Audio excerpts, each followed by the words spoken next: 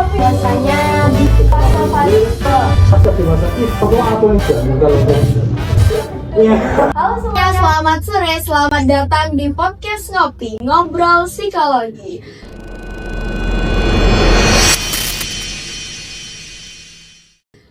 Sebelumnya perkenalkan dulu, saya Ruki Biasing Azahra dari Psikologi Islam semester 1. Sebelumnya juga akan sedikit saya jelaskan tentang ngopi, yang dimana kepanjangannya itu dari ngobrol seputar psikologi. Jadi sebelumnya teman-teman, bahwa podcast ngopi ini adalah sebagian dari program kami, program Hima Psikologi Islam.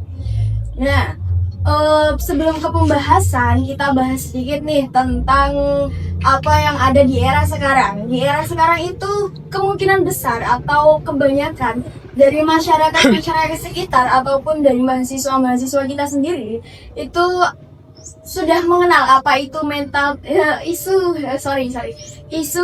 mental health ya, apalagi tentang psikologi di lingkungan sekarang atau di era sekarang itu kebanyakan orang teman-teman itu sudah sangat mengenal apa itu pembahasan yang akan kita bahas di podcast kali ini. Jadi kemungkinan besar apa yang akan saya bahas di sini bersama pemateri kita nanti itu akan sangat relate sekali kepada teman-teman semua. Oke, langsung saja ya teman-teman, tanpa basa-basi kita panggil pemateri kita, Kak Hakim atau jenderal kita dari Hima Psikologi. Sekali lagi saya panggil Kak Hakim, silahkan memasuki podcast kami. Sebelumnya salam dulu dong. Oke, selamat sore. Alhamdulillah, kita lakukan pemainnya. Sebelumnya mau pesen kopi dulu atau minuman dulu? Boleh. Boleh. Nanti, boleh ya? Kopi. Sebentar. Hah? Nunggu. Oke. Yang jual dulu. Sebelumnya sehat-sehat ya, Kak? Alhamdulillah, sehat. Sehat. Sudah siap dihujani dengan pertanyaan ini? Insya Allah. Seriusnya bisa kan ya? Insya Allah. Nanti mungkin akan saya bantu. Bang, kita pakai loh ini. Tak boleh kau mana? Sampai dia orang muslim ini kopi ni. Kau sampai dia ni. Iya. Oke, bisa diminum. Oke, siap. Terima kasih. Sebelumnya boleh diperkenalkan dulu. Oke, baik. Perkenalkan, nama saya Syamdin Hakim, biasa dipanggil Hakim. Halo teman-teman, dari psikologi sendiri biasa manggil saya dengan sebutan Bang Hakim, atau nama akrabnya. Posisi saya di sini atau di Hima sendiri ya, kita punya Hima atau himpunan mahasiswa psikologi. Posisi saya alhamdulillah pada periode kali ini atau tahun ini saya telah dipilih sebagai ketua Hima atau bisa disebut jenderal Hima. Jadi ya alhamdulillah sih berkat pertolongan teman-teman yang mana Lebih kasar ke dipaksa ya? Ya betul. Kayak saya itu ya memang ada isu. Jadi ya kira-kira seperti itu. Terus mungkin untuk kegiatan saya sehari-hari ya, saya adalah mahasiswa semester 7 semester 5. Oke, bisa saya kasih pertanyaan langsung? Boleh. Atau mau diminum dulu kopinya? Oke. Ini sambil dulu gak apa-apa? Tim kreatif? Gak apa-apa. Sungkan ya kalau ngecek. Yes, gak apa-apa. Monggo dulu. Langsung ke pertanyaan pertama ya. Di masa ini, faktor apa saja sih yang paling mempengaruhi dalam perkembangan anak, orang tua, ataupun lingkungan menurut jenderal nih? Oke. Tisu bos. Selamat datang temanku. Baik. Untuk pertanyaannya ya mungkin kalau faktor kita bahas terkait faktor psikologi. Jadi untuk nanti kedepannya mungkin ada beberapa sih yang akan saya sampaikan ya terkait dengan itu. Kalau kita bahas faktor itu sebenarnya ada banyak sih. Jadi gak dari orang tua maupun lingkungan saja. Jadi kalau kita bahas faktor itu ada banyak contohnya kayak circle, terus kebiasaan, terus dari apa namanya tumbuh kembang, terus bagaimana cara pengolahan terkait mental itu dari orang tua dan sebagainya, terus dari pihak orang tuanya gimana mendapatkan sebuah materi-materi terkait perkembangannya sendiri ataupun enggak, itu ya gantung kan. Jadi mas kalau bahas master, tapi namun untuk penjelasan dari kreatif tadi saya lihat bahwasanya faktor orang tua atau lingkungan kan gitu. Jadi kalau jawaban saya sebenarnya banyak sih kalau faktor, nggak banyak. Tapi kalau hal semacam itu, kalau kita bahas terkait perkembangan anak itu kita mulai sejak dini, teman-teman. Karena juga di apa namanya orang-orang pondok kan juga disampaikan antara katanya kan faktor orang tua juga sangat mempengaruhi, kayak apa sih ada saya al umum ya di kuliah itu kan juga sebenarnya itu kan psikologi kan, sebenarnya ada psikologi. Jadi kayak memang benar-benar faktor yang mempengaruhi pertama kali itu adalah orang tua, dari faktor orang tua. Jadi sebagai orang tua seharusnya itu kita kan wajib ya, jadi hukumnya wajib tahu tentang bagaimana tumbuh kembang si anak itu tadi, kayak dari pola makannya lah, dari kesehatan mentalnya lah, terus dari pola pikirnya lah, terus kebiasaannya lah. Jadi gini, saya akan sedikit cerita.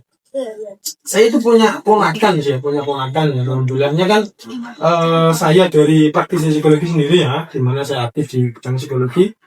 Ya nggak banyak sih, tapi kan ada beberapa ilmu yang saya pahami. Jadi saya terapkan atau saya implementasikan ke ponakan saya. Jadi ponakan saya itu lahir. Jadi lahir umur sekitar 2 tahunan lah, kalau hasil 1 tahun sampai 2 tahunan lah. Jadi di mana si orang tua itu kan belum tahu nih. Kayak oh iya mas lah, jadi anak orang desa kan, kayak orang desa itu kan biasa gitu kan ya, biasa. Jadi iya betul. Jadi kayak oh iya mas lah, sebenarnya mana nih cukup lah, sanggup nih jajan cukup lah, sebenarnya sekolah penting ngaji kan gitu. Oke lah, itu nggak apa-apa, tapi kan secara lebih detailnya lagi kan kita juga harus memperhatikan terkait jiwa, karena di mana rumus-rumus kesehatan fisik itu juga diawali dari kesehatan mental kita. Jiwa itu memang sangat-sangat baru terkait fisik. Jadi adanya mental atau jiwa yang sehat juga pasti akan berdampak ke fisik yang sehat pula. Nah, ponakan saya itu jadi saya memberikan sedikit edukasi terkait apa namanya cara mendidik ya, terus apa namanya cara memberikan edukasi terkait pengembangan, kayak saya mengasih tahu bahwasanya si anak tersebut sebenarnya memiliki kendala gitu, sebenarnya memiliki kendala kayak di si anak itu atau di si ponakan saya itu kan dia itu masih belum bisa pelafalan atau terkait pengucapan daripada kata-kata atau huruf-huruf. Jadi umur 2 tahun, jadi kan rata-rata biasanya kan umur 2 tahun itu kan secara perkembangan anak-anak itu kan biasanya kan sudah mengalami fase-fase itu, sudah terjun ke fase itu, kayak apa namanya pengucapan atau pelafalan itu sebenarnya sudah. Tapi kan untuk pada umur itu masih belum. Jadi kalau di kita di psikologi itu namanya fase BB. Fase BB sendiri itu kan kayak pembelajaran atau pembiasaan terkait pelafalan suatu huruf atau kata itu tadi. Jadi di seharusnya di umur 2 tahun. Umur 2 tahun itu sudah harusnya sudah. Namun kan ada perkembangan. Nah, makanya dan orang tuanya pun jawab, ya kan biar aku ya tak jero iki sak masalah ae. Terus kita saya kan yang sudah bekerja di dunia sendiri kan pasti kan itu tandanya, oh nggak mungkin kalau terus kayak terjadi sebuah hal tanpa adanya latar belakang kan gitu. Jadi saya gali terus, ternyata di fase anak itu si orang tua itu enggak memberikan edukasi terkait kayak buku bacaan, terkait kayak diajak omong. Jadi itu kan harusnya penting. Jadi si anak itu memang benar-benar di los, kayak yang apa ya, yang ngomong itu kan dari mbahnya itu. Jadi si orang tua itu kan sangat benar-benar sibuk dengan pekerjaannya, dengan kegiatan sehari-hari. Jadi si anak itu oke lah melahirkan sudah gitu, jadi nggak ada tindak lanjut sedetail mungkin terkait dengan itu kan. Jadi ya terus akhirnya tak tanya, terus ini rasanya gini saranku yo anjuranku mungkin iki digunakan. Jadi jangan belajar mengeja, tapi belajar membaca.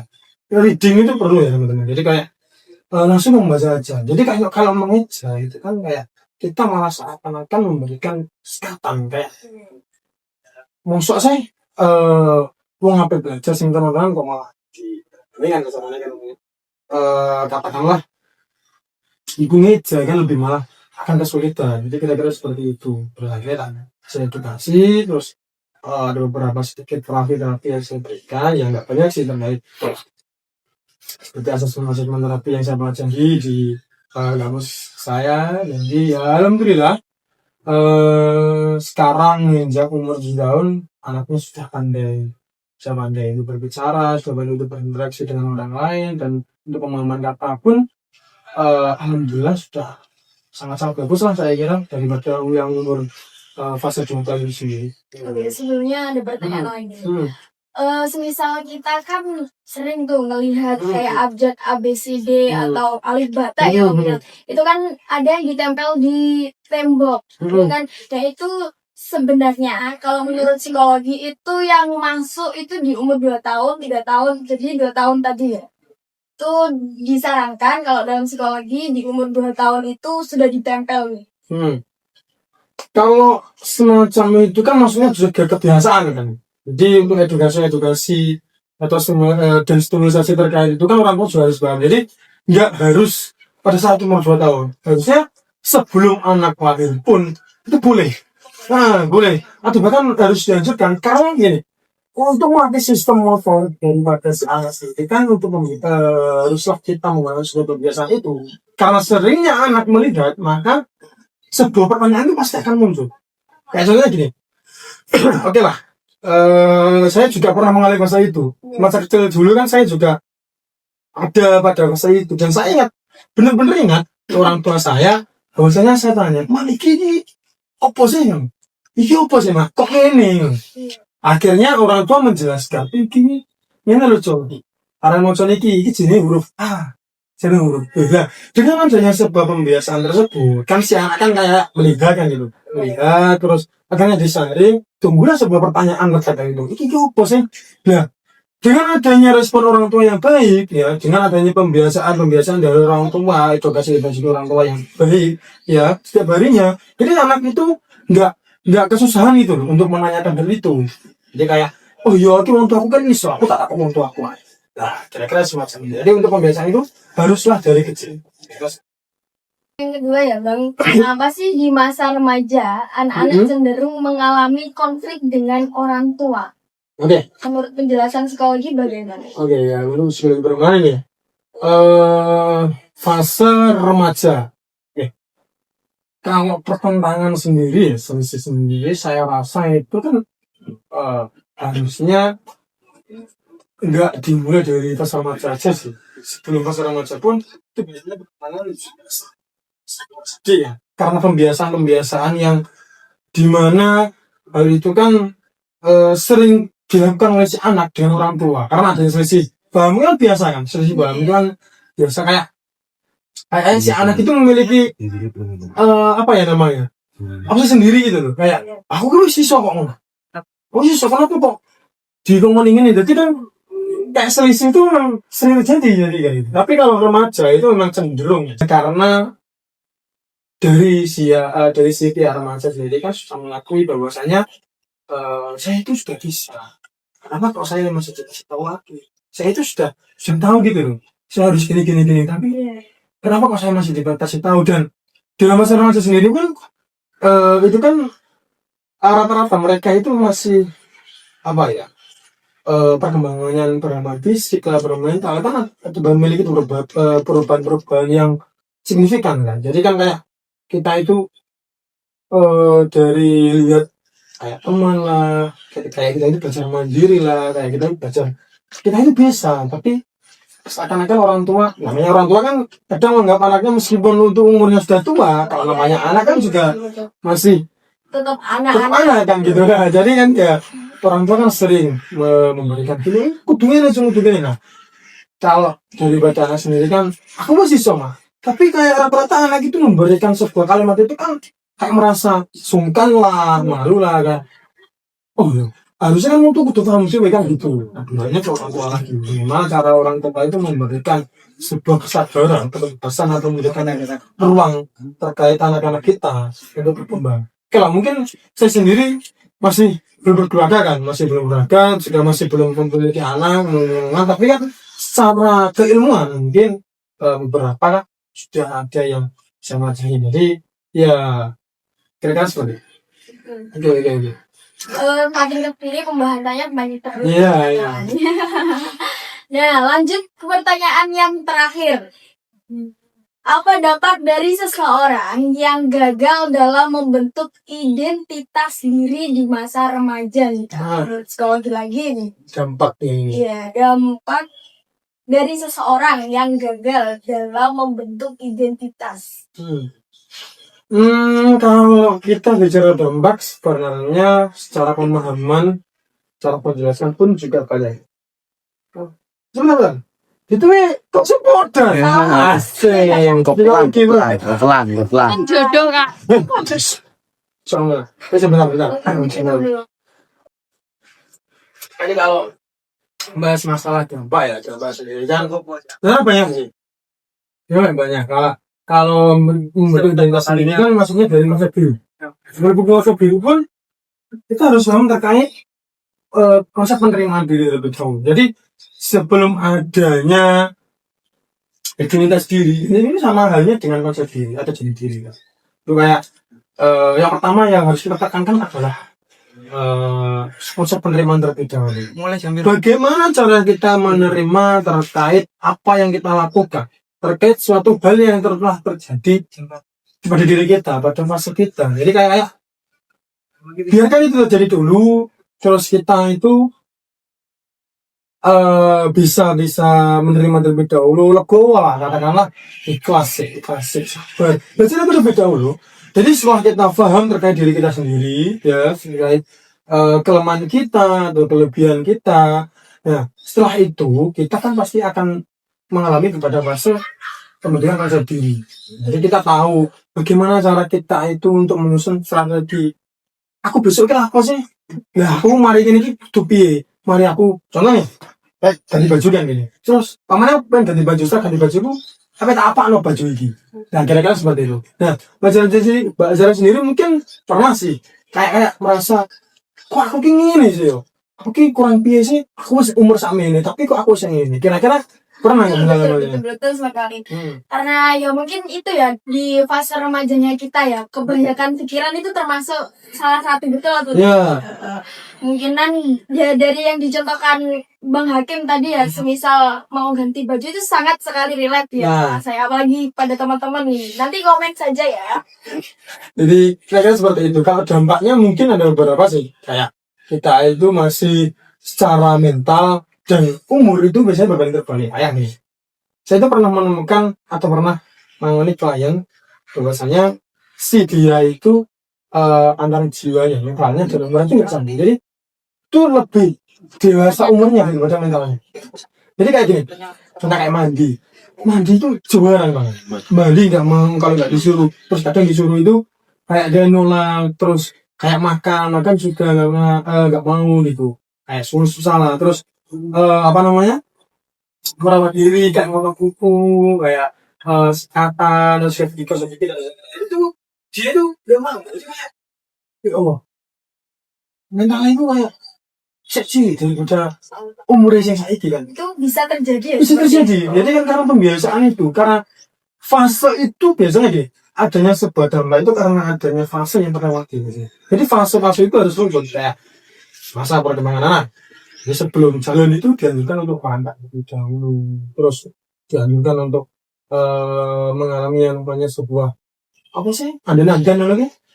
Kalau di sini apa namanya? Apa itu namanya? Itu kayak pegangan itu loh.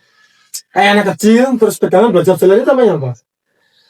Ya belajar. Kira-kira gitu lah.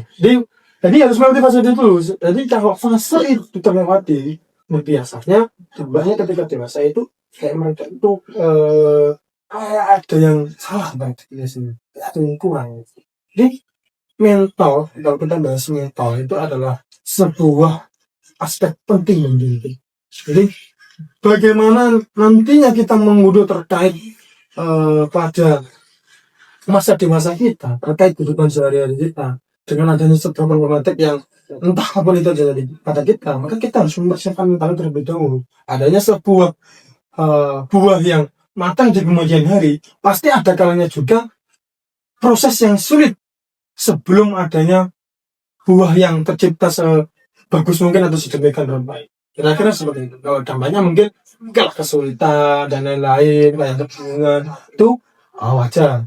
Kalau memang fase itu berhemat.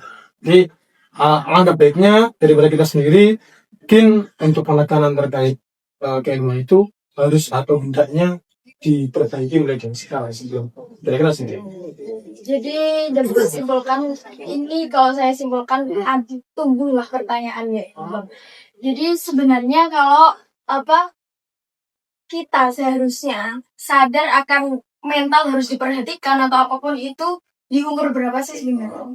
Kalau itu ya pertama kembali ke pertanyaan awal tadi, jadi dari masa menginjak ke remaja. Sekarang dibedakan menjadi sebentar, fase remaja awal sama fase remaja akhir. Ya, dibedakan menjadi dua, fase remaja awal sama fase remaja akhir. Kalau fase remaja itu mungkin kita sebenarnya harus sudah paham terkait hal itu. Jadi sebelum menginjak ke fase remaja awal itu kita harus paham terkait ini. Nah, gimana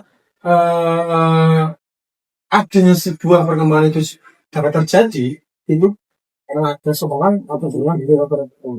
Fahamnya orang tua ya terkait perkembangan itu sangat-sangat mempengaruhi. Jadi tanpa adanya orang tua pun kita tidak bisa. Masalah kita mungkin saya rasa dari kecil. Jelas. Oke, lanjut saja nih Bang. Pertanyaan yang selanjutnya, ada tambahan pertanyaan. Oke. Apa faktor yang mempengaruhi kestabilan emosi pada masa remaja atau pada remaja? Menarik ini. Kalau remaja ini kan maksudnya ke fase-fase lagi seneng-senengnya mengenal sosok lawan jenis kan. Ya, betul. Nah, gitu kan. Iya. Mungkin pembahasan kali ini akan sangat relate sekali. Seneng apa ya, pacaran lah, kenal lawan jenis, ngawasi. Jadi untuk faktor mempengaruhi stabilan emosi itu juga salah satunya dipengaruhi dari adanya sebuah hubungan itu. Ya kan seperti itu. Jadi kemudian itu kebiasaan lah, terus sebuah pengetahuan, terus faktor lingkungan, orang tua dan lain-lain, habit, biasanya. Kalau pada emosi remaja itu paling cenderung terjadi itu biasanya karena adanya sebuah timbal balik dari lawan jenis tadi atau pasangan kita kan gitu. Kayak aku tuh dihargai atau diberikan effort ya kan, kayak kita wah enak yuk aku dihargai ini aku dia pasti bahasa kan juga paling masa itu kan ya. Iya betul. Saya juga termasuk sekarang di fase remaja. Oh ya. Umurnya berapa sih? 20 BTW. 20 sudah fase dewasa dini. Masuk baru masuk dewasa. 25. Ayo. Apa saya ini? Nah, kira-kira kalau stabilan emosi itu kan juga gini. Jadi gini, saya itu punya teman. Jadi si teman saya itu kayak sering lah mencari atau gonta-ganti pasangan lah. Orangnya ada di sini, orangnya ada di sini. Oh betul. Ayo semua ayo. Iya, bisa jadi lah, mungkin. Jadi kayak dia itu apa ya? Sering gonta-ganti. Dia itu masih bingung terkait konsep dirinya. Aku itu Observasi. betul lah.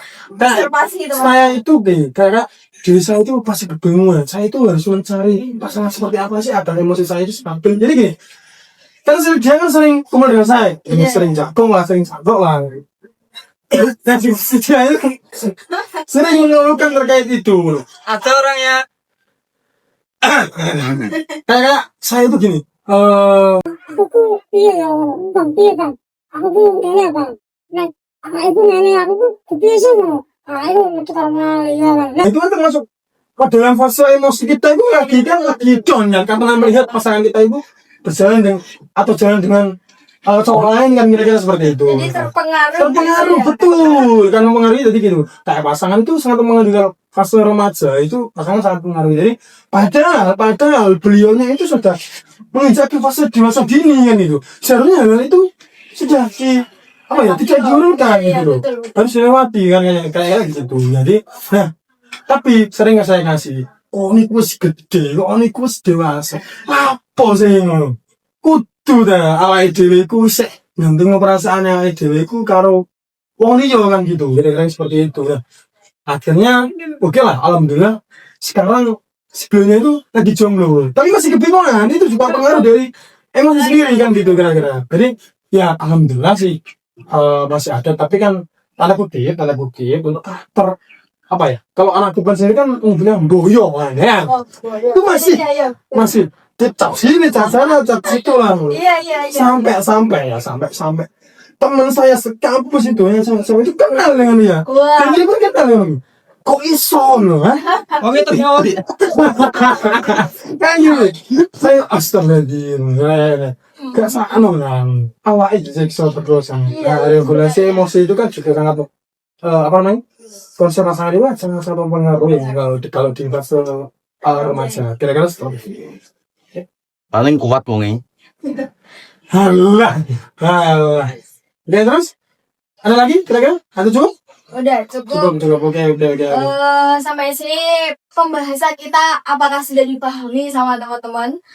Kalaupun ada pertanyaan bisa ditanyakan di kolom komentar kita ya. Oke, terima kasih saya ucapkan kepada Bang Materi. Oke, baik.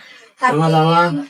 Oke, sebelum ke penutupan, kita bisa simpulkan bahwasanya di fase-fase perkembangan ini kita itu sangat butuh yang namanya kesadaran mental, betul Bang? Betul. Jadi seperti itu, apalagi kita mahasiswa aktif. Jadi sangat-sangat butuh yang namanya ilmu psikologi, apalagi merujuk ke kesehatan mental tersebut. Oke, langsung saja kita. Mungkin ada kata-kata Bang sebelum penutupan? Oke. Ada satu kalimat yang membuat atau yang saya jadikan sebagai acuan hidup saya dari psikolog dari asal Jerman, namanya Bapak Sigmund Freud atau Bapak psikoanalisa. Beliau mengatakan bahwasanya dari kelemahanmu akan muncul kekuatanmu. Saya itu terinspirasi dari kalimat itu bahwasanya fokus kita itu jangan pada permasalahan, jangan pada kelemahan kita, tapi bagaimana cara kita mengantisipasi terkait permasalahan atau kelemahan-kelemahan yang kita alami. Jadi tumbuhlah sedemikian mungkin dan kuatlah dengan semaksimal mungkin. Bahwasanya hidup itu tidak selalu terkait pasangan, hidup tidak selalu terkait problematik terkait keluarga. Kita hidup itu untuk menghidupi dan kita hidup itu untuk menghidupkan. Kira-kira seperti itu. Jadi jadilah jagoan untuk dirimu sendiri dan jadilah luar biasa dengan dirimu sendiri. Kira-kira seperti itu. Oke, terima kasih teman-teman. Saya ucapkan dadah. Selamat sore.